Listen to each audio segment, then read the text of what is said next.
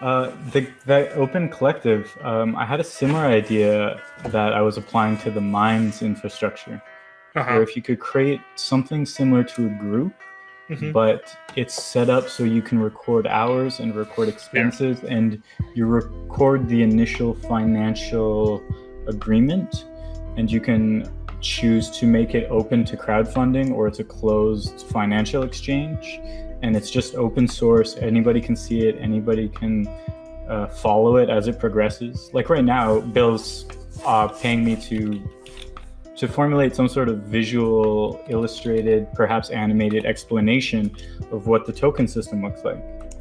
Yeah. And what's interesting is at the same time, we're thinking about how these sort of exchanges could work on the ecosystem and could function. Because right now I'm just like, hey, pay me whatever you pay me based on the work. Yeah. And I'm just like happy to do it because it's exciting to do it. But in Yeah. the future, it'd be great to have a bit of an infrastructure around these sort of financial exchanges. Yeah. And I feel like that's coming. I just don't know what it'll look like. Maybe that's a conversation I can have with Bill. Yeah. I think that's something early on. I mean, I've wanted Imaginarium to be more than just the podcast or more than just whatever the show that we do. The podcast and the show are, in my mind, kind of secondary to what I'm really thinking. And what I'm really thinking is how to practically, okay, we all talk about this near future where it's collaborative, decentralized thing, right? Mm-hmm. How would that actually work and then like actually live in that future? And what you're saying about people's time, people's efforts, skills, and stuff like that. But for me, the things that I've seen and that I go to, Open Collective has a really good thing that they're doing about is basically a transparent, open budget / ledger, and they too, because I talked to the person that created it. I have my thing on there, but I've been trying to get our group to do it. And it's just like herding cats. But I know that, and this is what I did when I first did the Minds Panel show, was instead of telling everybody we should do the show, I just made a show. Like I edited a show and like put that out there. And everybody's like, oh, this is cool. Like, can I join the show? And I'm like, yeah, come on. But I want, like, if I could show them what I see and they have the experience of, okay, so this is how we do it. I donate this money and I know that is going to your camera, or you do this work for me. We actually Kevin did it. Contracted this one guy that did music for this soundtrack, and we had this idea of doing a documentary that never came to fruition.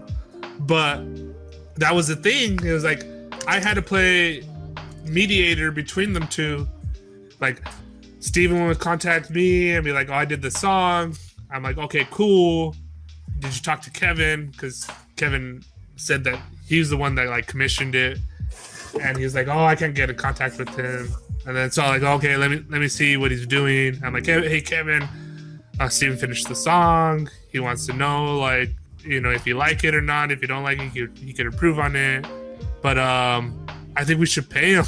but it wasn't my money. So I was like, why can't we just have something that helps facilitate that? Yeah. Like, I don't want to be like being the mediator between everybody's interactions.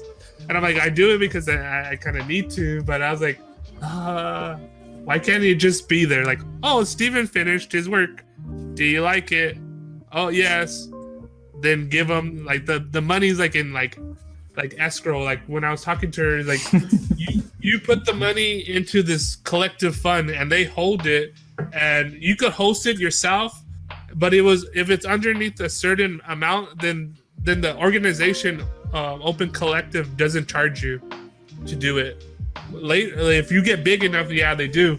But she comes back from her activist days where they have like groups, like just a collective wanting to do one project, whether it's like, like we're gonna have this conference to talk about, Occupy Wall Street, and you guys are joining up for a couple months to do this project, and then you have to worry about like who's paying this and who's doing that. Like, just donate it to this, and then she just wanted to automate that. Like, she wanted to think about, her part in, what she was going to say, but she didn't. Like, there has to be an easier way to do this. But when you're that small of a group and you're just like a one-time thing, do you really need to build like this whole organization and then have a shared bank account and get lawyers and do all this kind of stuff? Why isn't there like somewhere in between for just And Patreon was an attempt at that, unsuccessful, I would say, but a good stepping stone to. Yeah. There's a quote I like, which is that the best option is the option which creates the most new options. Yeah. And that's like almost the definition of scalable, which is like, if we don't commit to like forcing it to be a certain way, then it has room to grow. Because I don't think buying an object, or like if I buy something physical off you that you have to ship to me, it's not that different than buying a digital commodity off you. And that's not that different than commissioning you or collaborating with you for you to put in creative hours into some sort of project, right? Yeah. So like, I think it's possible, and maybe Open Collective is a good example of this, of like to build an infrastructure that can facilitate all of those interactions. And I think that's the thing. So then there's another tool, and all this kind of stuff. Like, Open Collective is open source. This other group, Lumio, who has this great, they call it a collaborative decision-making app, and it's basically like a group, but it has all this functionality to like vote on stuff and to put proposals. And so like when you're like in a group chat and someone has an idea that we should do this, and then it opens it up for like, you set the time, like 24 hours or 48 hours to vote yes or no if we should do this. And then it sends the message out to everybody like, oh, pending vote for everybody, make sure you look at it, and then only 2 more hours before this is that. And we used that for a while, and it was working. But once again, long term, if you don't have, I do not want to be taskmaster to anybody. It's like, if you want to do it, let's do it. And I'm just thinking on my own way, like, how can we do this better? What are the different things that we could do? Like, what do we have right now that we could use to do this? Like, I'm tired of people saying, oh, I wish this was it, or I wish that. Like, no, there has to be something. Like, someone's doing something somewhere, and I want to find them and see if I can use it. And so it was just trying it out and seeing what works and what doesn't work. We used this other one that Missy Nomer was using, and it was pretty good, but it was more like, I don't know, it was a collective organization app. And we did it, and you had to pay for it, and we didn't have enough. Source. Yeah, it wasn't open source, and I don't mind paying for it, but if we don't have the actual group that's gonna actually use it, I told her, as a Missy, I am not against this idea, but if it's just us three and we do all our talking in Google Chat or Slack, then do we really need to pay $20 a month to do it? I'm like, if we had like 20 different projects and 30 different people, then it makes sense. Like, I kind of like it. You said you like it, but is it practical? And I was like, I honestly prefer to, if we can, use open source projects. And even if they're not ideal, and I was saying Lumio, we already have Lumio. The one that you want to get is not much different from Lumio, and it's open source. And I have an evil master plan that if this works out, we send an email to the people at Lumio and say, hey, mine's is an open source project. Can we blend in your functionality to our groups. Like that's what I was envisioning. Like let's put them together. The groups will work a lot better, like how Lumia works.